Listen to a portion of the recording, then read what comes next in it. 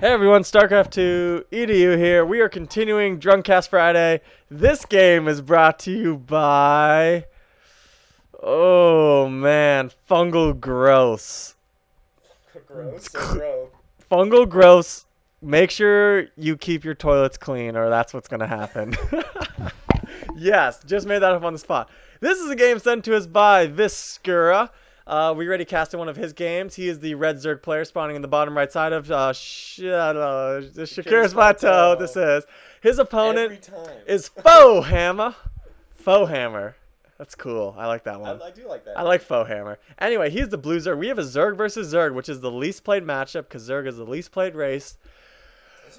It actually is, yeah, statistically. So that would mean Zerg versus Zerg is the lowest. Maybe Blizzard should get their shit together. Yeah. Zergburger, of course, is a Zerg advocate. Advocate. I'm a pro advocate. Pro-advocate. I don't know if you're a pro, but you're an advocate. Anyway, Professional at advocating. we're professional at advocating stuff. We have both Zerg players not building anything right now. Viscura's one ahead. He is one drone ahead.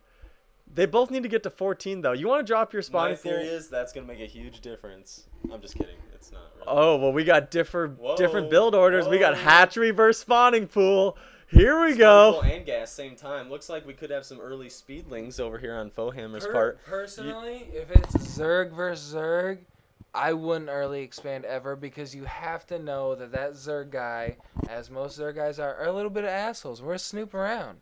We're going to know if you have an early expansion, I'm going to go fuck it up because you have no Zerglings.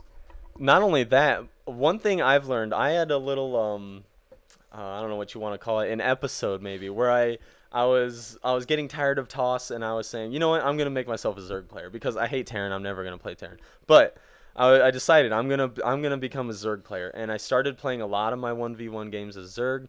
And one thing I noticed is Zerg versus Zerg, it's always a roach rush battle. You get your roaches out as fast as possible, and if they don't have roaches yet, you win. If they do, you're going back and forth with the roaches, and then they either go mutas or hydras, and you either do the same exact thing. Yeah. And it basically just comes down to a battle of upgrades. But that was my experience. You can see with Zerg, though, mainly because they can build so few units. So, really, because Zerglings aren't that good against roaches because they're armored and they have a lot of health. Banelings aren't that good against roaches because they're armored and they have a lot of health. So, in Tier 1, roaches definitely are probably the best choice. Now, obviously, if you get a full surround with a lot of Zerglings over very few roaches, that will work. And what is he doing? What is Foehammer? I am confused by this. The reason we are upset at this move right here is because the distance. Zerg, you have to be able to connect your bases by creep. Zerg survive. It's not even that. They survive on creep, but he cannot reinforce this. They have to run through your natural to get to your main. Now, the only reason he could be doing this is to try and hide it. But if you're gonna hide it, if you're gonna hide it, put it in the opposite corner. But then some people, they know that's where you hide it, and you can see it was scouted. So he's trying to hide it by not hiding it almost. So we'll see if actually this gets scouted or not. Because if you're just going to go for an attack on the main base, you actually won't see this unless there is some Zerg. But if they don't connect the creep, and then they're going to think you're on one base when you're actually on two. And you can see 2 queens. We got 2 queens now. This queen needs to get back up here and start injecting larvae. Something Viscura could be doing better. This queen, both queens have enough for an inject larva, so both these hatcheries should be injected. Starting his creep highway, so very good. Connecting is natural. You can see it only takes 1 creep tumor to get your creep to touch, and that sounds super good. Creep touch. Creep touch. Creep touch. I will say I have won I forget whether it was Zerg vs Toss. I think it was Zerg vs Toss. I won a ZVP game before where I was in a lot of trouble. My main was getting harassed terribly, and I decided just as a last ditch effort I was going to go hide another base in the corner of the map, and it actually ended up working for me. I never got scouted. I survived on that base alone while he just kept sending units into my main base and killing all of my drones. And I ended up winning the game because I had that. My economy was still going while I was losing in my main base. But I don't know if I feel like if you're gonna hide a base, the opposite corner is a good idea. That's me though. If sometimes if you're I always go opposite satellite because I feel like the opposite corners to like that's where a main base would be, but the opposite satellite. I don't really. The opposite natural. Yeah, opposite natural. Yeah. Sorry. So, as you know, our Zerg players are both droning up right now. They're both coming on 30 drones pretty soon here. It looks like our blue Terran player starting his evolution chamber in mirror matchups. Mirror matchups, that means you're facing the same race as you. Focus on upgrade base play. Add in the time to spend the extra 100 minerals and 100 gas. Sorry. Beer burp to get an upgrade. Because That's the edge. That's the edge. You're doing steroids. Because your units, most like in Protoss versus Protoss, there's going to be some Stalkers versus some Stalkers. In Zerg versus Zerg, there's going to be some Roaches versus some Roaches. And Terran versus Terran, I bet you there'll be some Marines or Tanks versus Tanks. So the ones that are going to win are the ones with same numbers but higher upgrades. You can see he's staying up on his creep tumors, starting to spread out. In Zerg versus Zerg, you don't have to necessarily spread your creep out because although it benefits your enemy, it benefits yourself as well. However, you want to spread it to all your bases at least for quick reinforcing, and you can probably spread it around about your side of the map, your half of the map for some good sight. And you can see now just getting the Roach Warren, no early aggression by either player, both just focusing, building 6 drones just now, and should transfer some of these to his sort of hidden expansion. Working on his +1 and still hasn't started his creep tumor. And let's check out the vision tab right now. Viscura. Not a lot of scouting. Nope. Not a lot of scouting this far. I think, although he does see the creep here because this is some prime Overlord placement. He sees the creep here, so I hope he spotted this because if he did, he knows there's a base here, and that is so. If he ran just a few Zerglings in here, if he just ran a couple Zerglings in here, all these drones would die. There's no way he would get down here in time with, especially Roaches to reinforce it. No way. He's going for the 3 base though. He is going for the 3 base right at the 10-minute mark, so good timing on Foehammer.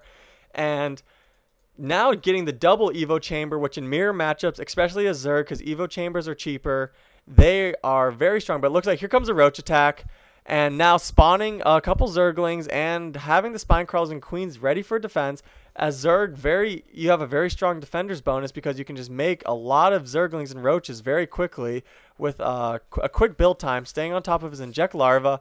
And looks like our blue player, Foehammer, was really just poking around with a small Roach force here and actually no speed on these Zerglings, where speed is on our Viscura's Zerglings, but getting just an Overlord spawning now.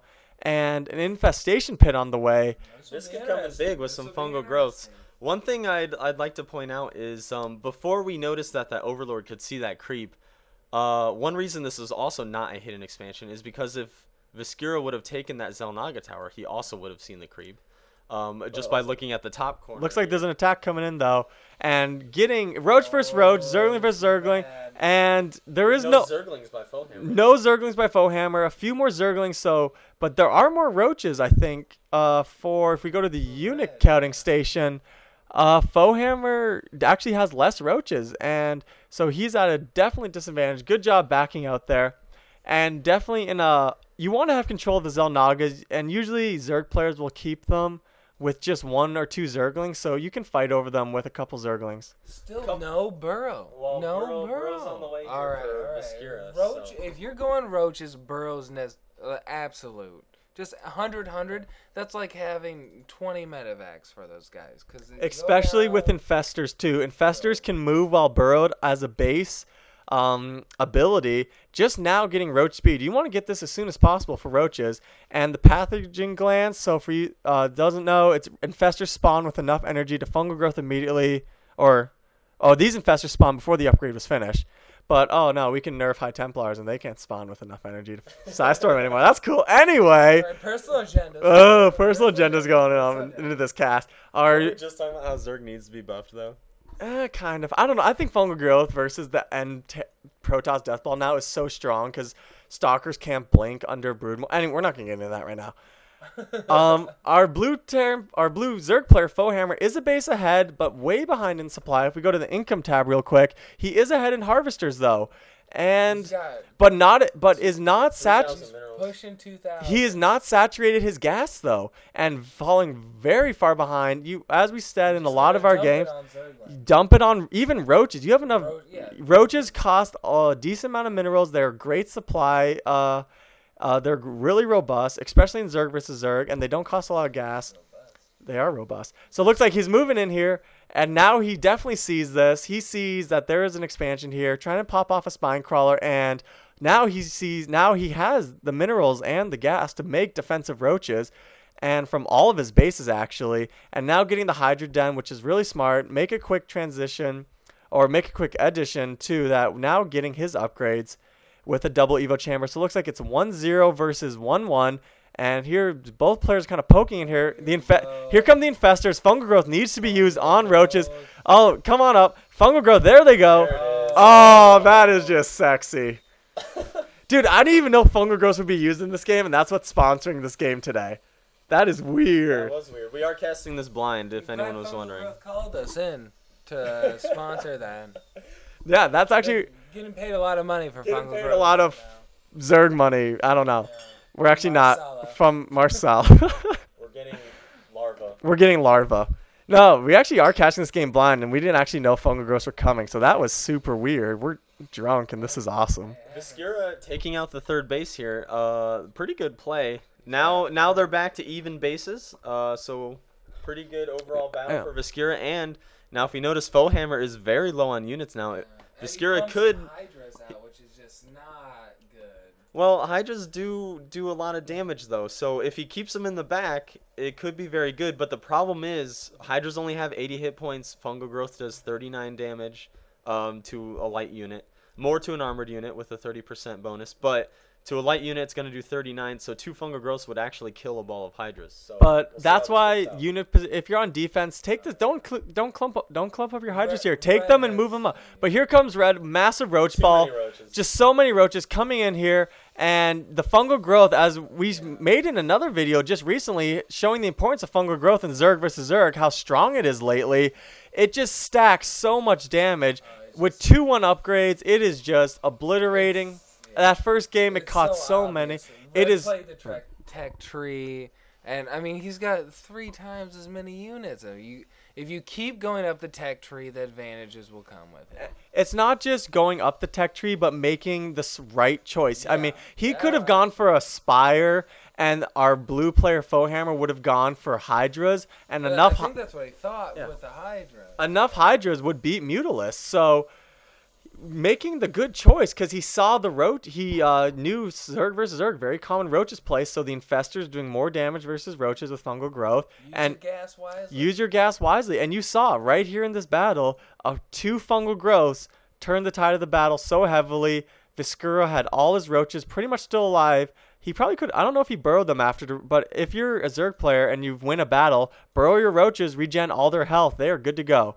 So this has been StarCraft2edu Drunk Friday Cast Night. Send us your games and we will cast them. You stay classy, StarCraft.